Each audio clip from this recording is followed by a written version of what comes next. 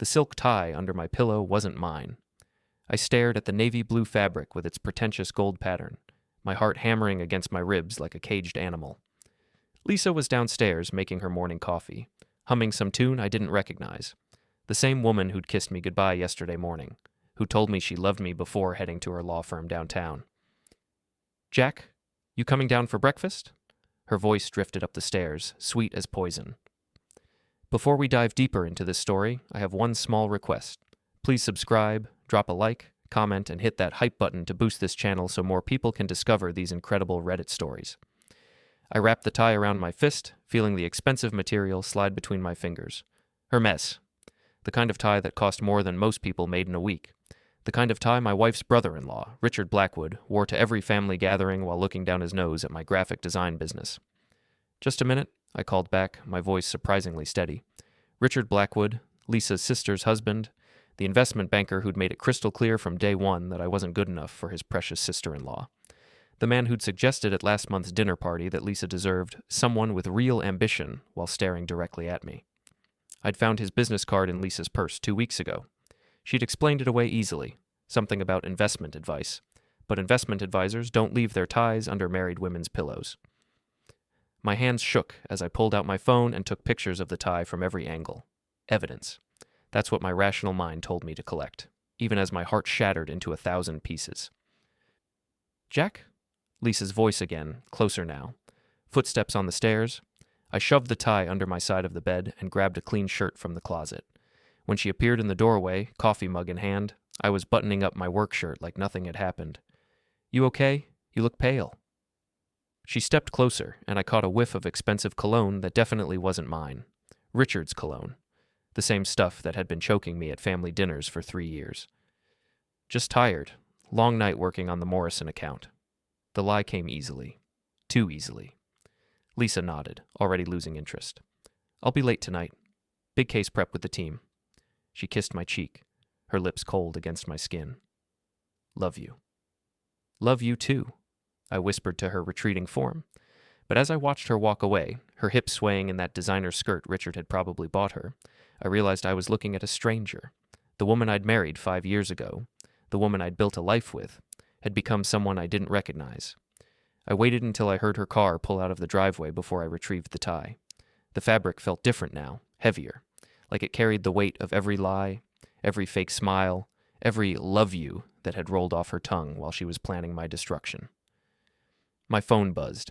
A text from my business partner, Danny Chen. "Client meeting moved to 10. You good?" Danny. My oldest friend, the guy who'd stood beside me when I'd started Morton Design Studios. The guy who'd been acting weird lately, avoiding eye contact, cutting conversations short. I'd chalked it up to stress, but now I wondered if Danny knew, if they all knew. I typed back, "Yeah, I'm good. See you at the office." But I wasn't good. I was the furthest thing from good. I was a man who just discovered his wife was cheating with her brother-in-law, and I had a sinking feeling that was just the beginning. The drive to my studio gave me time to think. Morton Design Studios occupied the 3rd floor of a converted textile mill in the Arts District. It wasn't much to look at from the outside, but inside, we'd created something special. Clean lines, modern equipment, and a team of 5 designers who'd helped me build a reputation for innovative work. Or at least, I'd thought we had. Danny was already at his desk when I arrived, hunched over his computer with an intensity that seemed forced. Sarah Williams, our lead designer, barely looked up when I walked in. Mike Torres, our newest hire, actually turned away. "Morning, everyone," I said, my voice echoing in the suddenly quiet space. A chorus of mumbled greetings followed, but no one met my eyes. The air felt thick with secrets, heavy with the kind of tension that comes when everyone knows something you don't. I retreated to my office and closed the door. Through the glass wall, I could see my team huddled around Danny's desk, their voices low but their body language screaming conspiracy. My computer chimed with a new email. The sender made me freeze. Richard Blackwood. "Jack, we need to talk. Meet me at the Riverside Club at noon. Come alone." R. The Riverside Club. The exclusive country club where Richard held court, where he made deals and destroyed lives over 18 holes of golf. The place where I'd never been invited, despite being family. I stared at the email for a long moment, then forwarded it to my personal account. If Richard wanted to talk, I'd listen, but I'd be recording every word. The morning crawled by.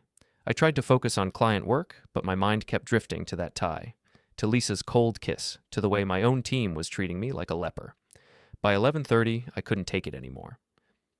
"I'm heading out for lunch," I announced to the office. Danny looked up, his face pale. "Jack, maybe we should..." "Should what, Danny?" I stopped at his desk, staring down at my oldest friend. "Should talk? Should clear the air? Should stop pretending like everything's normal when it's obviously not?" Danny's mouth opened and closed like a fish gasping for air. Sarah had gone completely still, her hand frozen over her mouse. Mike was staring at his screen so hard I thought he might burn a hole through it. "I'll be back in a couple hours," I said quietly. "Try not to burn the place down while I'm gone." The Riverside Club sat on 50 acres of manicured perfection, its colonial facade gleaming white against the autumn sky. I'd driven past it 1,000 times, but never through the gates. The valet looked at my 10-year-old Honda like it might contaminate the other cars.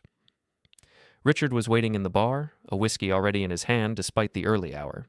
He'd chosen a corner table, away from the other members, and his usual smug expression had been replaced by something harder to read. "Jack, thanks for coming." He gestured to the chair across from him. "Drink?" "I'm good." I sat down, my phone recording in my jacket pocket. "You wanted to talk?" Richard took a long sip of his whiskey, studying me over the rim of his glass. "You know, I never liked you. The feeling's mutual. But I respected you. You had backbone. You built something from nothing." He set down his glass with a sharp click. "That's why this is so disappointing." "What's disappointing, Richard?" "The way you're handling Lisa." My hands clenched into fists under the table. "I'm handling Lisa just fine." "Are you?" Richard leaned forward, his voice dropping to a whisper. "Because from where I'm sitting, you're losing her. Hell, you've already lost her." The words hit me like a physical blow, but I kept my expression neutral. "Is that so?" "She came to me for advice, about her marriage, about her future." Richard's smile was razor sharp. "She's unhappy, Jack. Has been for months, maybe years." "And you're helping her with that unhappiness?" "I'm helping her see her options."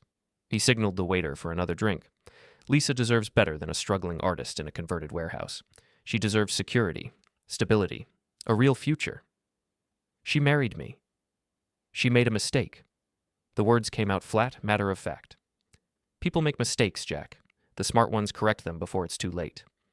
I wanted to grab him by his perfectly knotted tie and drag him across the table. Instead, I smiled. "And you're helping her correct this mistake?" "I'm helping her see clearly, without the fog of misplaced loyalty and fading attraction."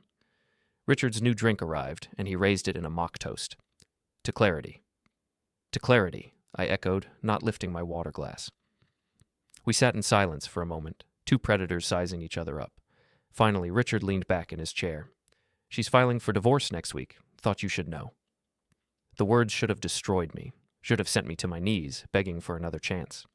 Instead, I felt something cold and calculating settle in my chest. "Generous of you to give me a heads up." "I'm not completely heartless." Richard's smile widened. "Besides, this way you can prepare. Get your affairs in order. Maybe find yourself a good lawyer." "Maybe I will." I stood up, my legs steadier than I'd expected.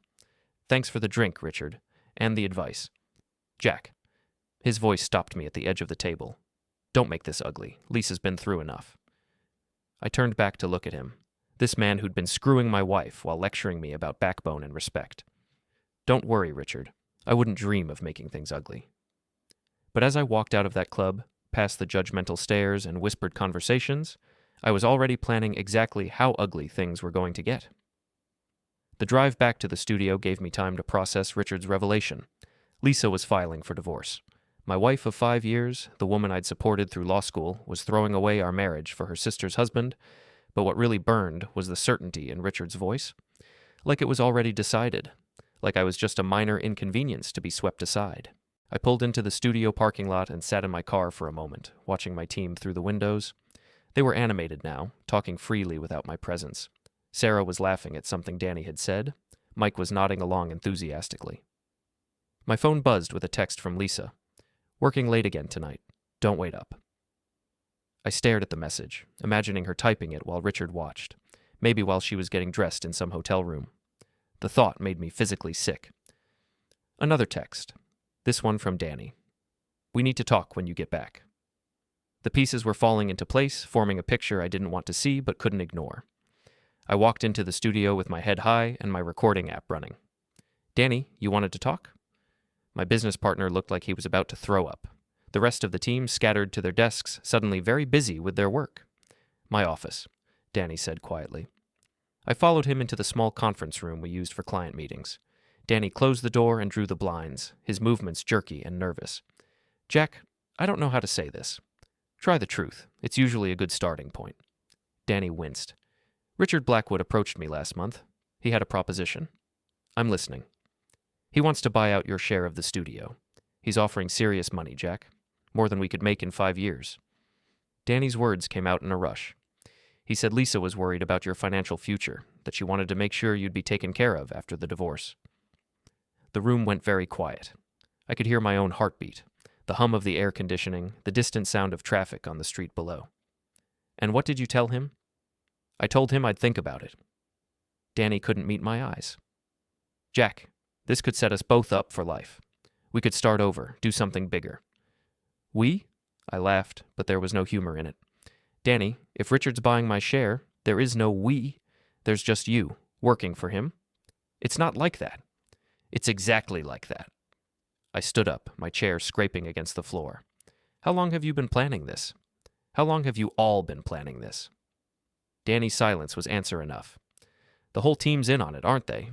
That's why everyone's been acting weird. That's why no one can look me in the eye." I moved toward the door, then stopped. "Tell me something, Danny.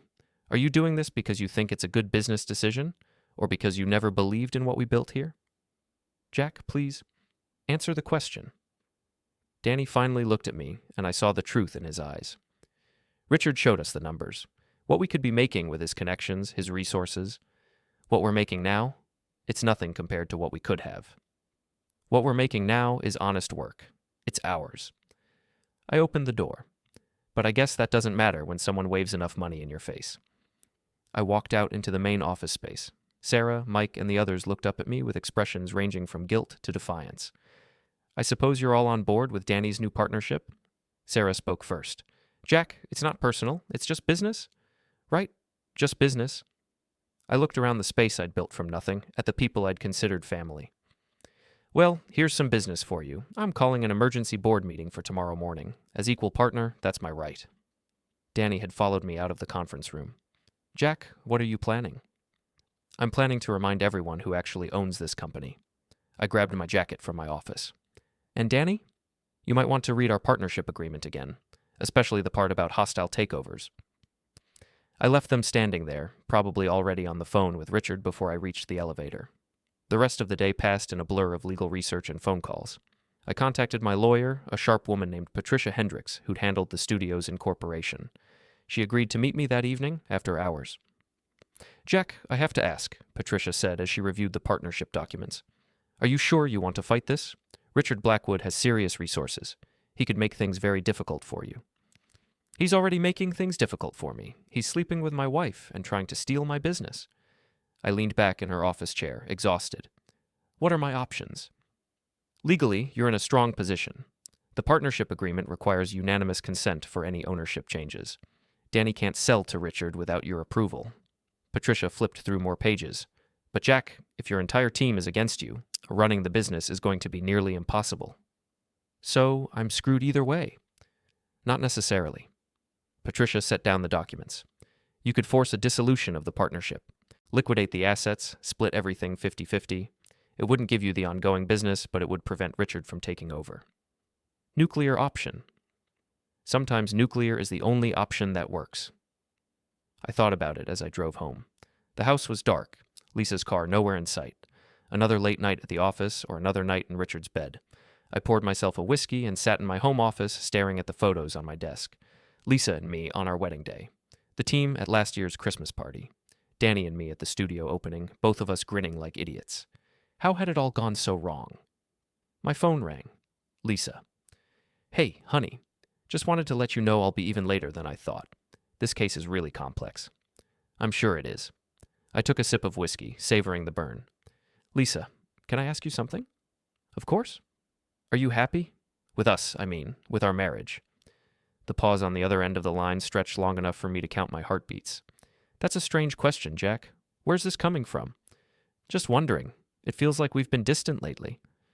We're both busy. You with the studio, me with work. Her voice was carefully neutral. But yes, I'm happy. Why wouldn't I be? No reason, just checking. I closed my eyes. I love you, Lisa. I love you too. Get some sleep, okay? The line went silent. I sat there holding the phone, marveling at how easily the lies came to both of us now. My computer chimed with an email. Danny, sent to the whole team. Emergency meeting tomorrow at 9 a.m. Please be prepared to discuss the future of Morton Design Studios. I replied to all, looking forward to it. But I wasn't looking forward to it. I was dreading it. Because tomorrow morning, I was going to have to choose between fighting for something that might already be over or burning it all down to keep it out of Richard's hands. I finished my whiskey and headed upstairs. The tie was still under the bed where I'd hidden it, a silk reminder of how completely I'd been betrayed. Tomorrow the war would begin in earnest. Tonight, I needed to prepare for battle. I arrived at the studio an hour early, using my key card to access the building before anyone else. The morning light streaming through the windows felt different somehow, like I was seeing the place for the last time. I'd spent the night preparing for this meeting, printing out financial records, partnership agreements, and a few other documents that might prove useful. Patricia had armed me with legal ammunition, but I knew this fight would be about more than contracts and clauses. Danny arrived first, looking like he hadn't slept. He found me in the conference room, documents spread across the table like a war plan. Jack, we don't have to do this. We can work something out. Can we? I looked up from the papers. Because from where I'm sitting, you've already worked something out. With Richard. It's not a done deal. Nothing's been signed. But you want to sign. You all want to sign. I leaned back in my chair. Tell me something, Danny. When did you decide I wasn't good enough to be your partner anymore? Danny's face flushed. It's not about good enough. It's about growth. About taking the business to the next level. Richard's level. Yes, Richard's level. The man has connections we could never dream of. Corporate clients who pay 10 times what we're making now. And all it costs is my half of the company. Jack, he's offering you a fair price. More than fair. I stood up and walked to the window, looking down at the street below, people heading to work, starting their days, probably dealing with their own betrayals and disappointments. You know what's funny, Danny? I actually thought we were friends. Real friends. The kind who stick together when things get tough. We are friends. That's why I'm trying to help you see reason. I turned around to face him. No, Danny. Friends don't conspire behind each other's backs. Friends don't sell each other out for money. What you're doing? This isn't friendship. This is business. The rest of the team arrived over the next few minutes. Sarah, Mike, and our 2 junior designers, Jessica and Tom. They filed into the conference room like they were attending a funeral, which, in a way, they were. Thank you all for coming, I said, taking my seat at the head of the table. I know you're all aware of Richard Blackwood's offer to buy out my share of the company. Nods around the table. No one looked surprised. What you might not be aware of is that under our partnership agreement, any change in ownership requires unanimous consent from all partners. That means Danny can't sell to Richard without my approval. Sarah shifted in her seat. Jack, we understand you're upset, but I'm not upset, Sarah. I'm disappointed. There's a difference. I picked up one of the documents from the table. This is our original business plan, the one Danny and I wrote 5 years ago when we started this company. You want to know what our mission statement was? I didn't wait for an answer. To create innovative design solutions while maintaining our independence and artistic integrity. I set the paper down. Tell me, how does selling out to Richard Blackwood serve that mission? Mike spoke up. Jack, artistic integrity doesn't pay the bills. We could all be making twice what we're making now. And you think that's worth giving up everything we've built? What we've built is a small design studio and a converted mill, Jessica said. Richard's offering us a chance to be part of something bigger. Something bigger. I repeated the words slowly. You mean something that belongs to him. The room fell silent. I could see the guilt on some faces, defiance on others. But what I didn't see was loyalty, not anymore. All right, I said finally. Here's what's going to happen. I'm invoking Article 12 of our partnership agreement, dissolution and liquidation. Danny's face went white. Jack, you can't be serious. I'm completely serious. If you want Richard to have this company, you'll have to build it from scratch, because I'm not letting him buy what we created together. You're being irrational, Sarah said. You're destroying everyone's future out of spite. No, Sarah. I'm preventing my future from being destroyed by people I trusted. I stood up. The liquidation process will begin immediately. Patricia Hendricks will be handling the legal aspects. You'll all receive your final paychecks and severance according to your contracts. Jack, please, Danny said, his voice cracking. Don't do this. We can find another way. You had a chance to find another way. You chose Richard instead. I gathered my documents. The locks will be changed by end of business today. Security will escort you out. I walked toward the door, then stopped. You know what the really sad part is? If you'd come to me honestly, if you'd said you wanted to expand and needed investment, I would have listened. I would have worked with you, but you went behind my back. You made me the enemy. I looked around the table one last time. So now I'm going to act like one. I left them sitting there in stunned silence and went to my office to make the necessary phone calls. Patricia had warned me this would be expensive, that liquidation would cost me a significant portion of my assets, but it would cost Danny too, and it would definitely cost Richard his chance at a quick takeover. My phone buzzed with a text from Lisa. Heard about the studio? Are you okay? I stared at the message, wondering how she'd heard so quickly. Then I realized. Richard had probably called her the moment Danny contacted him about the dissolution. I typed back, I'm fine, just making some necessary changes. We should talk tonight. Looking forward to it. But I wasn't looking forward to it, because I knew that conversation would be the beginning of the end of my marriage, just like this morning had been the end of my business partnership. The security company arrived at noon. Professional, efficient, they changed the locks and installed a new access system. I gave them a list of people who were no longer authorized to enter the building. Danny tried to call me 6 times. I didn't answer. Sarah sent an email asking if I'd reconsider. I deleted it without responding. By 5 o'clock, Morton Design Studios was officially closed for business. The liquidators would arrive tomorrow to begin the process of selling off our equipment, our client list, our intellectual property. Everything Danny and I had built together would be reduced to line items in an auction catalog. I sat in my empty office as the sun set over the city, thinking about betrayal and friendship and the price of loyalty. My phone rang one more time. Richard. You stupid snake, he said without preamble. Do you have any idea what you've just done? I've prevented you from stealing my company. I wasn't stealing anything. I was offering to buy it. There's a difference. Not from where I'm sitting. I leaned back in my chair, enjoying the rage in his voice. How does it feel, Richard, to have your plans disrupted by someone you thought you could push around? This isn't over, Jack. You've made an enemy today. No, Richard. I've just stopped pretending we weren't enemies already. I hung up on him and turned off my phone. The building was quiet now, empty except for me and the ghosts of what might have been. Tomorrow I'd start over, rebuild from nothing. It would be hard, maybe impossible, but at least it would be mine. I locked the door behind me and walked out into the evening air, breathing deeply for the first time in weeks. The war was far from over, but I'd won the first battle, and sometimes that's all you can ask for. Lisa was waiting for me when I got home, sitting at our kitchen table with a glass of wine and an expression I couldn't quite read. She'd changed out of her work clothes into jeans and a sweater, trying to look casual and approachable. It wasn't working. We need to talk, she said as I hung up my jacket. So you said in your text? I opened the refrigerator and grabbed a beer, taking my time with the bottle cap. What's on your mind? Jack, what happened today was extreme.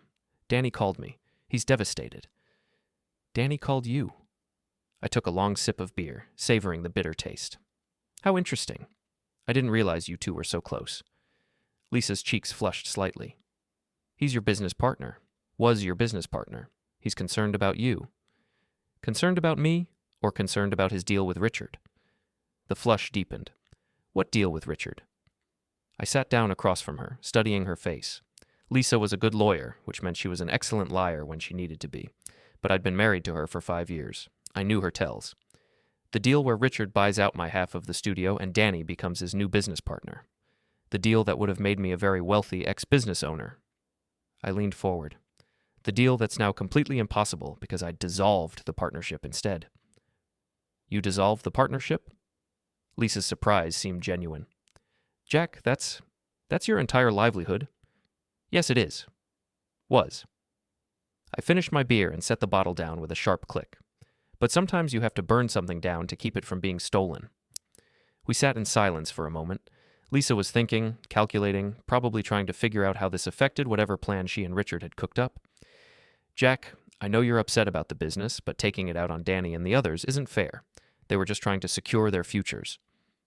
Their futures. Right. I stood up and walked to the kitchen counter, my back to her. And what about my future, Lisa? What about our future? Another pause. Longer this time. What do you mean? I turned around to face her. I mean, are we okay? Our marriage, I mean. Are we happy? Lisa's lawyer mask slipped for just a moment, and I saw something that might have been guilt flash across her features. Of course we're happy. Why would you ask that?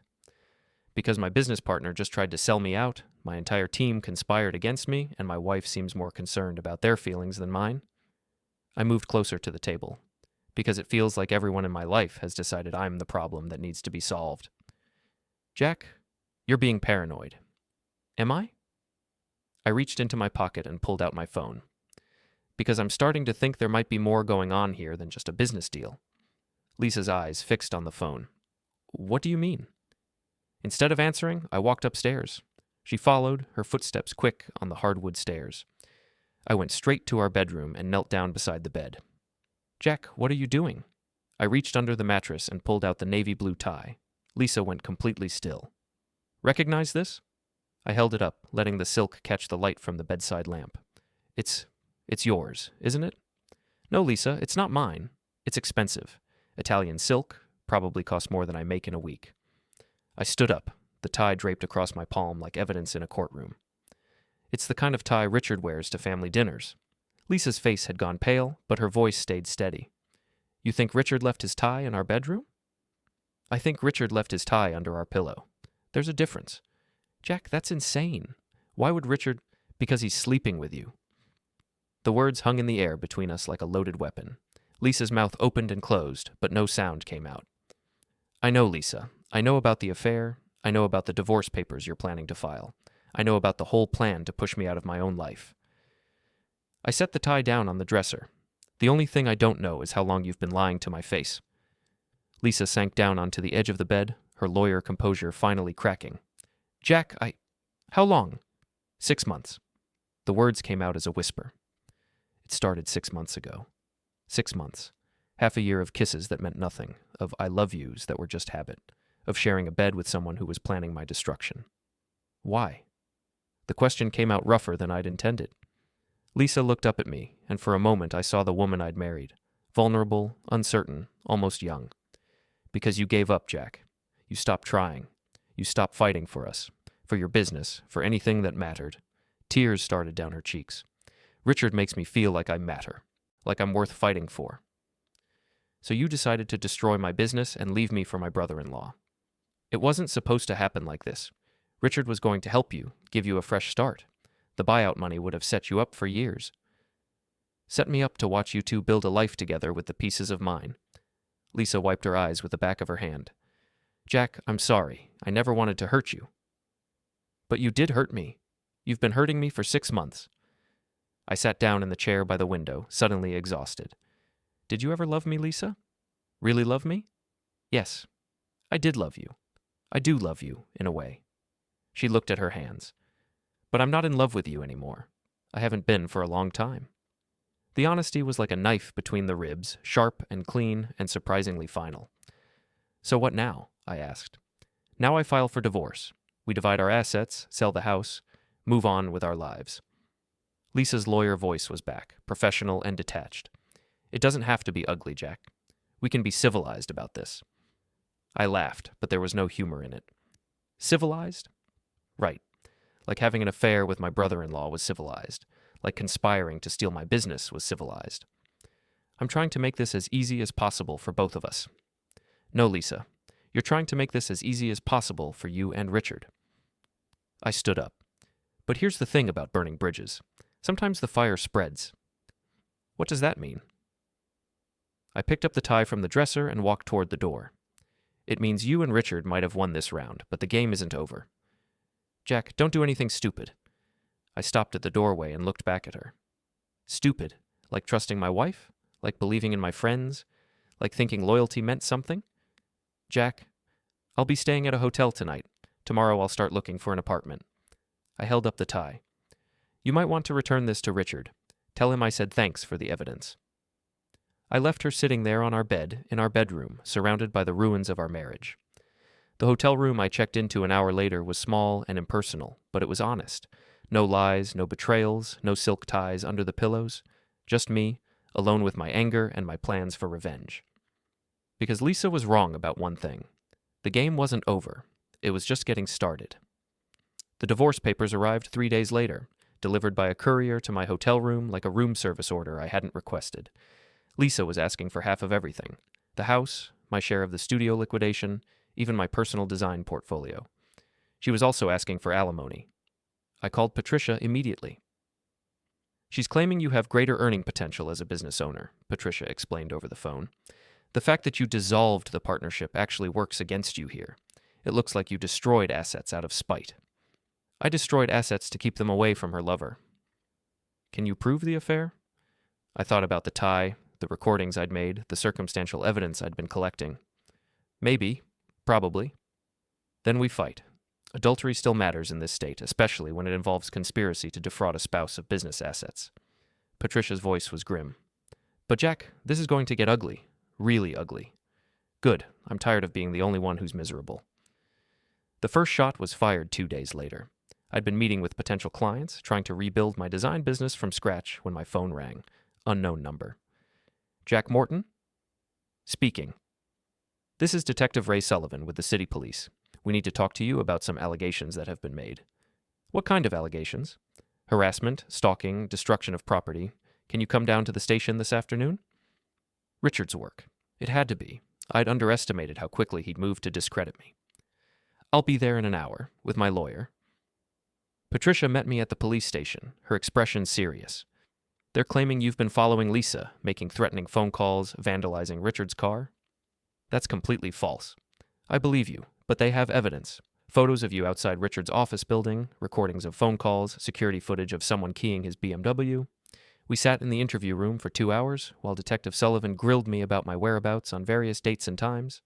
I had alibis for most of them, but not all. The photos were real. I had been near Richard's office, but only because I'd been meeting with potential clients in the same building. The phone calls were harder to explain.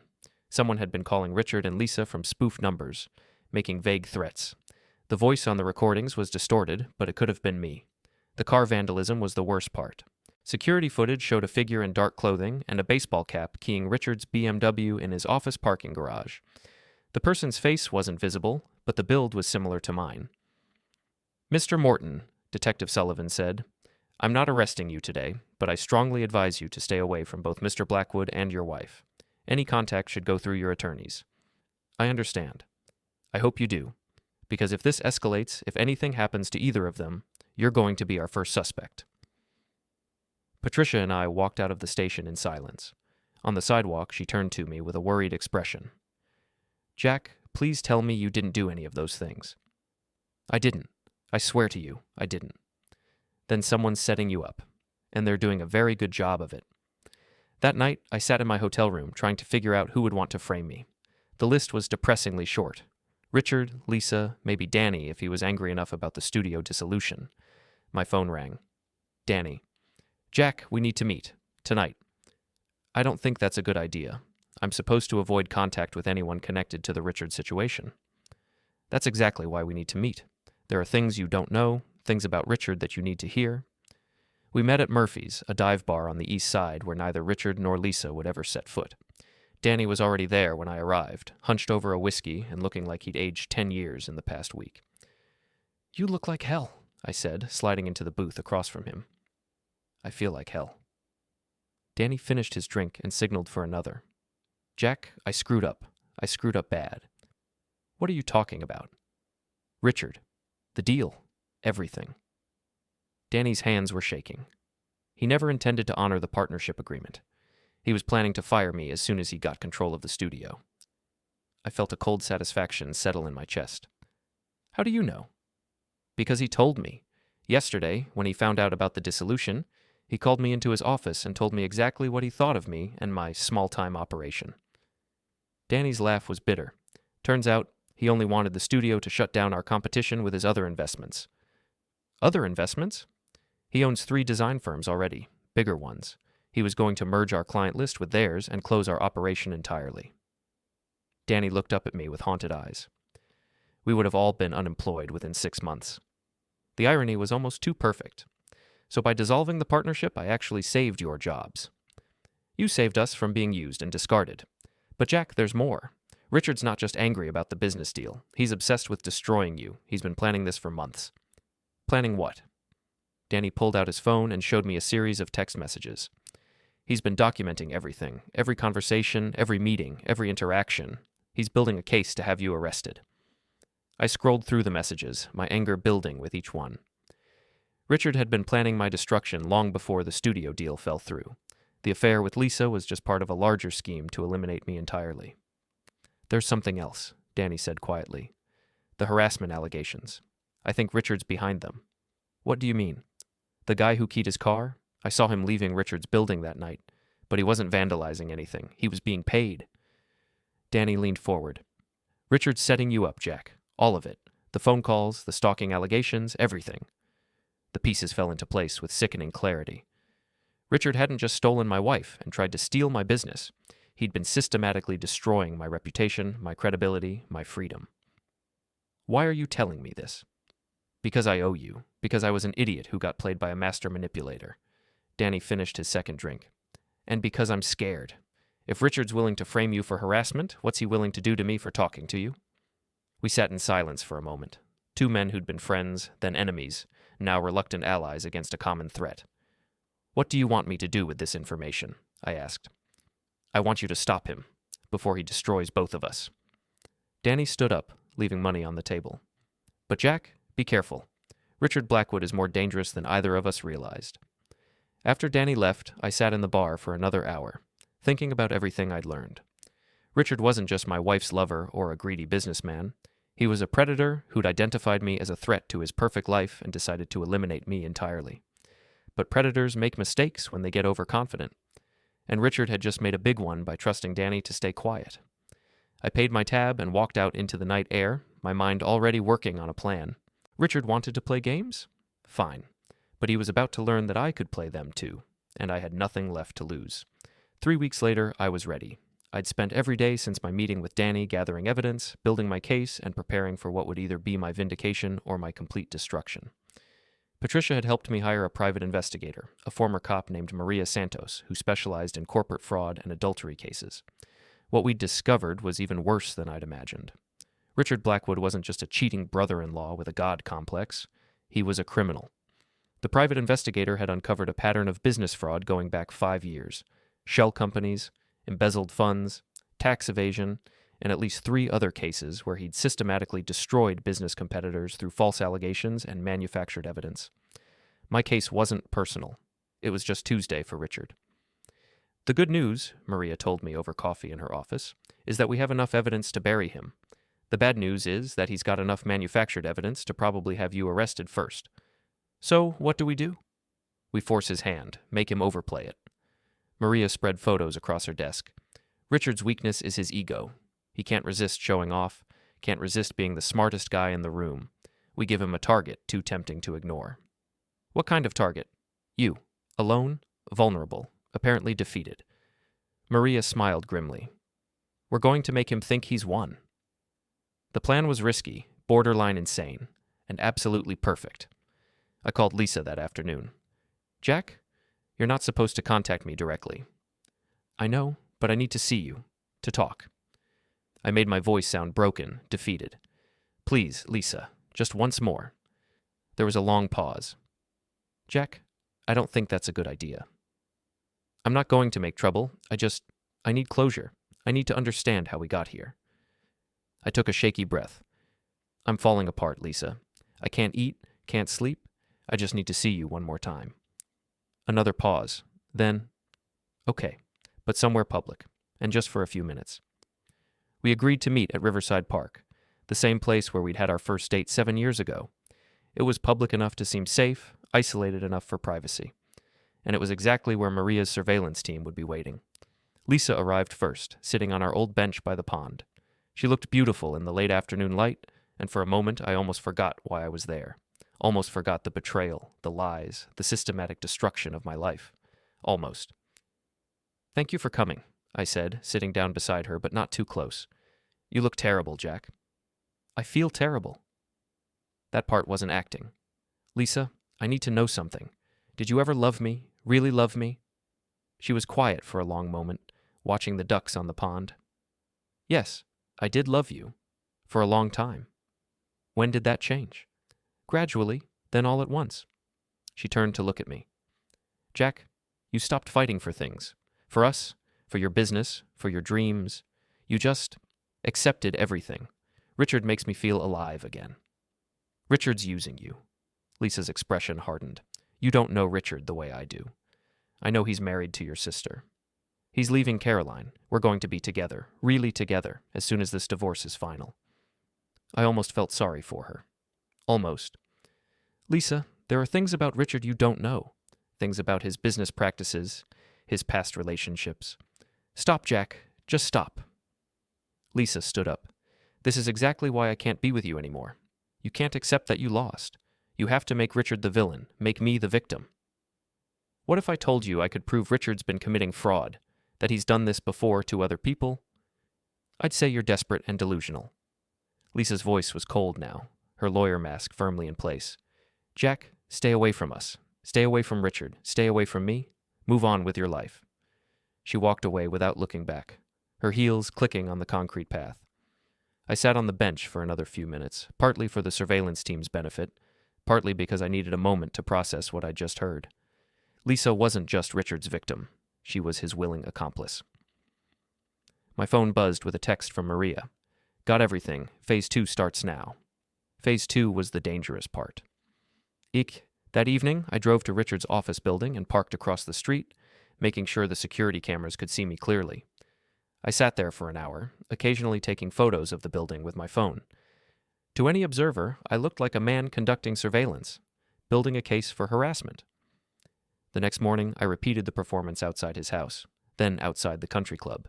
Always careful to stay on public property, always careful to look suspicious without actually breaking any laws. I was building Richard's case for him, giving him exactly the evidence he needed to have me arrested, but I was also forcing him to act quickly before he was ready. The trap was set. Now I just had to wait for him to walk into it. The call came 2 days later. Detective Sullivan again. "Mr. Morton, we need you to come in for questioning. New allegations have been made." "I'll be there in an hour, with my lawyer." This time, the interview room was crowded. Detective Sullivan, his partner Detective Chen, Patricia, and a man I didn't recognize in an expensive suit. "Mr. Morton," Detective Sullivan began, "we have evidence that you've been stalking Mr. Blackwood and your wife in violation of our previous warning." "What evidence?" The man in the suit spoke up. "I'm Robert Hayes, Mr. Blackwood's attorney. We have security footage of you outside my client's office, his home, and his club. We have testimony from multiple witnesses. We have phone records showing calls from your number to both Mr. Blackwood and your wife." "I haven't called either of them." "The phone records say otherwise." Hayes slid a document across the table. "We're prepared to file charges for stalking, harassment, and violation of a restraining order." "What restraining order?" Detective Sullivan looked uncomfortable. "The temporary restraining order filed yesterday by Mr. Blackwood. You were supposed to be served this morning." I looked at Patricia, who was furious. "This is the first I'm hearing of any restraining order. My client was never properly served." "Nevertheless," Hayes continued, "Mr. Morton has violated the terms by continuing his surveillance activities. I was on public property. You were stalking my client with clear intent to intimidate and harass." Hayes opened a briefcase and pulled out more documents. "We're also prepared to file a civil suit for intentional infliction of emotional distress, defamation, and interference with business relationships." It was a masterful performance. Richard had covered every angle, built an airtight case for my harassment and stalking. In any other circumstance, I'd probably be looking at jail time, but I wasn't in any other circumstance. "Detectives," Patricia said calmly, "before you proceed with any charges, I think you should see what we've discovered about Mr. Blackwood's business practices." She opened her own briefcase and began laying out documents.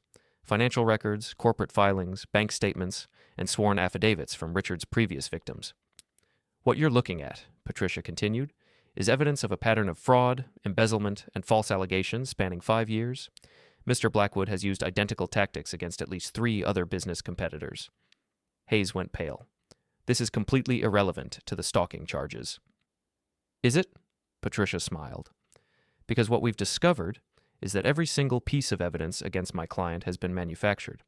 The phone calls were made from spoofed numbers traced to a service Mr. Blackwood has used before. The surveillance footage has been edited to remove context, and the witnesses are all employees of companies owned by Mr. Blackwood. Detective Sullivan was studying the documents with growing interest. Mr. Hayes, were you aware of these allegations against your client? These are desperate fabrications. Actually, Patricia interrupted, they're federal crimes. The FBI's white-collar crime unit has been investigating Mr. Blackwood for the past 6 months. This stalking case appears to be an attempt to discredit a potential witness. The room went very quiet. Hayes was frantically texting someone, probably Richard. Detective Sullivan was reading through the financial documents with the focused attention of a man who just realized he'd been played. Mr. Morton, Detective Sullivan said finally, it appears you've been the victim of a very sophisticated frame-up. We'll be dropping the stalking charges and opening an investigation into Mr. Blackwood's activities. What about the restraining order? I asked. I'll be filing a motion to dismiss within the hour, Patricia said, based on fraudulent allegations. Hayes was already packing up his briefcase. This isn't over. Actually, Patricia replied, it is. Your client just committed multiple felonies in front of 2 police detectives. I'd suggest you start preparing for a very different kind of legal proceeding.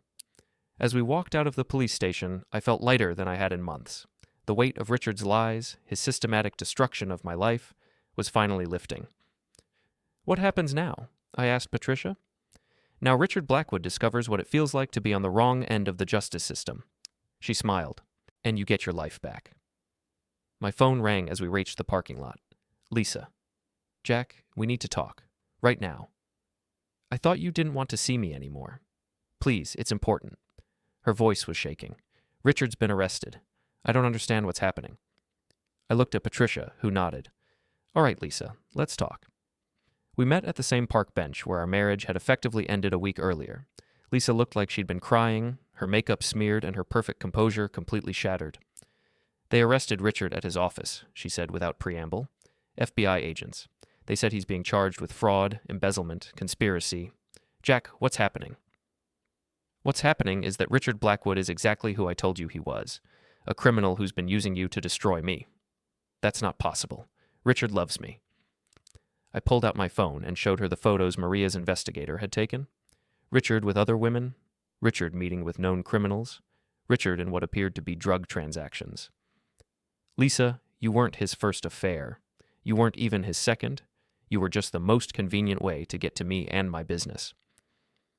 Lisa stared at the photos, her face going through a series of expressions: disbelief, recognition, horror, and finally, rage. He told me he loved me. He told me he was leaving Caroline for me. He told you what you needed to hear to make you compliant, just like he told Danny what he needed to hear to make him compliant. I put my phone away. Richard Blackwood doesn't love anyone but himself. We sat in silence for several minutes. Finally, Lisa spoke. Jack, I'm so sorry. I destroyed our marriage for a lie. Yes, you did. Can you ever forgive me? I thought about it. Really thought about it. About the woman I'd married. The life we'd built together. The future we'd planned. I can forgive you, Lisa, but I can't trust you again. And without trust, there's no marriage. She nodded, tears streaming down her face. What happens to us now? Now we get divorced. Cleanly, fairly, without lawyers trying to destroy each other. You keep half of what we built together, I keep the other half. We sell the house, divide the proceeds, and move on with our lives. And Richard? Richard gets what he deserves. A federal prison cell and the knowledge that his greed finally caught up with him. Lisa wiped her eyes with a tissue. For what it's worth, Jack, you deserved better than what I gave you. You deserved loyalty. Yes, I did. But I also deserved honesty, and I didn't get that either. She stood up to leave, then turned back. Jack, thank you for not destroying me along with Richard. You could have. I'm not Richard, Lisa. I don't destroy people for sport. I watched her walk away, knowing it was the last time I'd see her as anything other than an ex-wife. The marriage was over, had been over for months, but at least now it was ending with truth instead of lies. My phone buzzed with a text from Danny. Heard about Richard? Justice served? Want to grab a drink? I typed back, rain check. I have a business to rebuild. Because that's exactly what I was going to do. Richard had tried to destroy my life, my business, my reputation. He'd failed on all counts. Now it was time to build something better from the ashes. 6 months later, I stood in the lobby of my new design studio, watching my team put the finishing touches on our first major client presentation. Danny was there, along with Sarah and Mike, and 3 new designers I'd hired with the settlement money from Richard's fraud case. Morton Design Studios was back, bigger and better than before. We'd learned from our mistakes, built stronger partnerships, and created something that couldn't be stolen or destroyed by anyone's greed. Richard was in federal prison, serving a 10-year sentence for fraud and conspiracy. Lisa had moved to another state, starting over with a new law firm and a new life. Danny and I had rebuilt our friendship slowly, carefully, with complete honesty this time. The navy blue tie was framed on my office wall, a reminder of how close I'd come to losing everything and how I'd fought my way back. Sometimes the best revenge isn't destroying your enemies. Sometimes it's building something so successful, so unshakable, that their attempts to hurt you only make you stronger. As I watched my team work, preparing to present to the biggest client we'd ever landed, I smiled. Richard Blackwood had tried to bury me. Instead, he'd taught me how to rise.